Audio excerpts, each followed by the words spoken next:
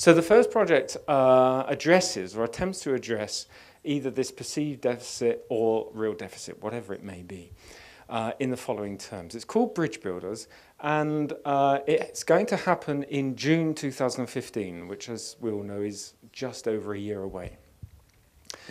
And it's an invitation. It's an invitation to all young people in Wrocław to make propositions regarding these extraordinary bridges that we have in this city. Today, I think there is about 130 odd bridges. I'm sure that number's not correct. It might be 10 or 15 up or down. In fact, no one's absolutely, I haven't been told the same number in more than one meeting, so it changes all the time. But it's also true that before 1945, there were perhaps almost double that number of bridges.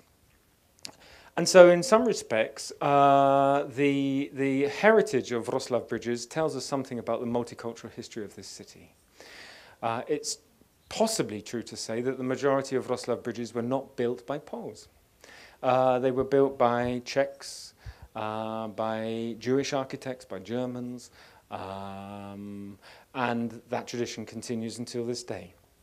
And so what we're going to do is invite young people, whether through schools, or through NGOs, or through by forming their own associations to do this, to research a bridge or bridges and come up with an idea of how they would like to physically transform that bridge into a cultural object, into a cultural place for a period of one day on a Saturday in June 2015. Firstly, I insist, and I will continue insisting until the very end of this project, that the initiative and the ideas must come from young people.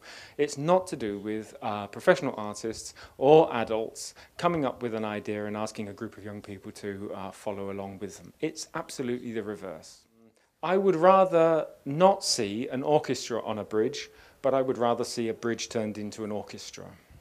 Perhaps we know that once there was a bridge that was bombed in 1945 or destroyed in 1944, but a group of young people would like to rebuild it, but this time using laser. And they would like to work with professional laser artists in order to make that happen. These are the kinds of ideas that I would be welcoming and hoping might come forward. My job is to create the space in which young people can work with professional artists and come up with spectacular ideas. And so I've come up with this kind of poetic idea, Bridge Builders, but it's now got to be filled with content by our young citizens. How many people could come on the day? It's difficult to say. It's absolutely impossible to say.